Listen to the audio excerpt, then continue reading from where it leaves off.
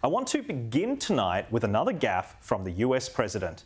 This week, Joe Biden had an awful blunder when he called out to the crowd asking for a congresswoman who was not there because she actually had died in a car crash 2 months earlier.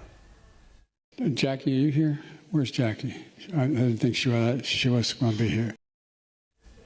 Now, Biden put out a statement when Republican Congresswoman Jackie Walorski was killed, but he seemed to have completely forgotten already. Now, this speaks to the strength of Biden's memory, and some in the press pack were rightfully asking Biden's press secretary what on earth went wrong. What happened in the hunger event today? The president appeared to look around the room for an audience member, a member of Congress who passed away last month. He seemed to indicate she might be in the room. What happened there? So the president was, as you all know, you guys were watching today's event, a very important event on food insecurity. The president was naming the congressional champions on this issue and was acknowledging her incredible work. He had already planned to welcome the Congresswoman's family to the White House on Friday. There will be a bill signing in her honor this coming Friday. So, of course, she was on his mind. She was of top of mind for the president. Jackie, are you here? Where's Jackie? She must not be here. No, I totally understand. I just explained she was on top of mind. You know, this wasn't what we were able to witness today, and what the president was able to lift up in this at this conference, at this event, was how her focus on wanting to deal with, combat food insecurity in America. Flustered and incoherent. The phrase top of mind is so obviously not what happened, and the White House refused to simply say he made a mistake, he meant no disrespect, he apologises. That's all it would have taken. Instead, they tried to spin the gaffe and made the situation even worse. Piers Morgan weighed into their attempt to damage control the mistake. This is a blatant, pathetic and deliberate lie. The White House should just admit the president forgot she was dead, despite issuing a supposedly heartfelt statement about her death.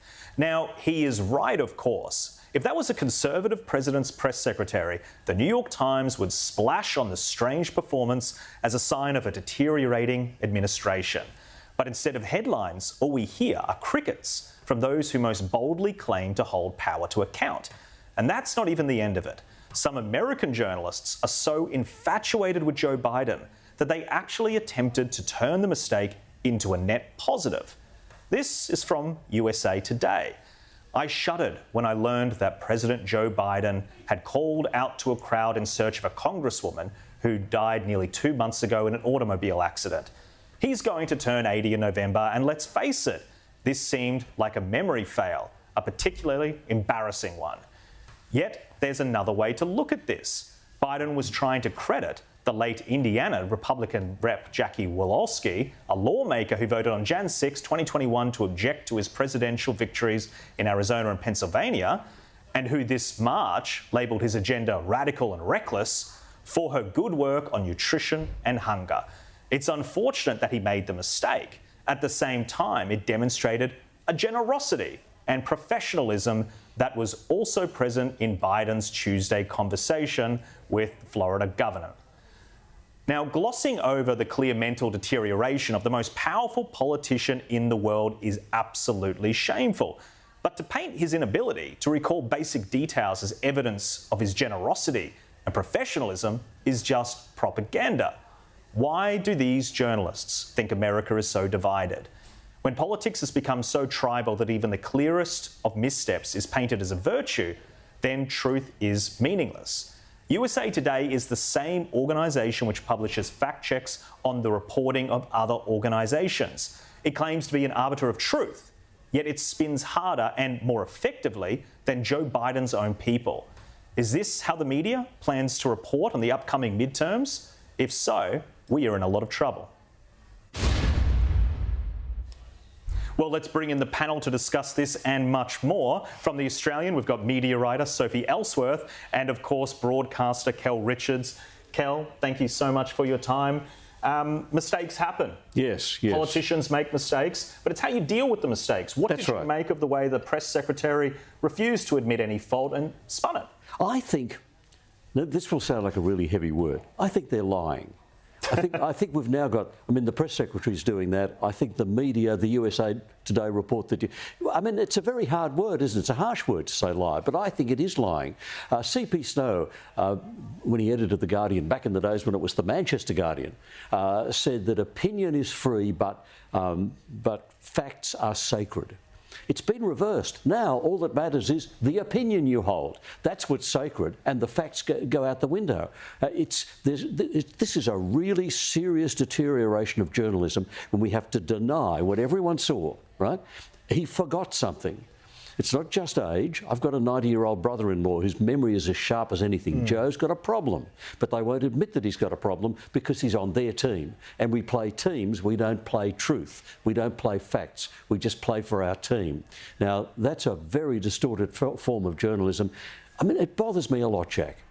Sophie, I mean, at that standard, is it even journalism? And I made the point in that editorial that if the roles were reversed and it was a Conservative politician, do you think the media would have let them off the hook, would have let them get away with that spin? Oh, absolutely not, Jack. As if this was President Trump when he was in office, can you imagine all the headlines around the world? But this is a clear case that Joe Biden has forgotten something. You need to own up to your mistakes. You need to say, I've made a mistake. I made this error. Instead, this protection racket continues on, and we will continue to see this through the midterms. It must be a beautiful thing for Joe Biden, though, to have the entire media pack pretty much in America cheering him on and making excuses for his serious mistakes that he keeps doing. Yeah, I mean, it is at this stage a protection racket, isn't it? Yes, it is. I mean, we've all occasionally used the expression, senior moment, because we forget things. Sure, it happens. You know? It was a senior moment, and he's younger than me and he has senior moments. So you can own up to it. You can say, yeah, senior moment, I forgot, it was a really stupid thing to do and I'm sure it hurt people and I didn't mean to. It's possible to do that. It is not necessary to pretend reality didn't happen.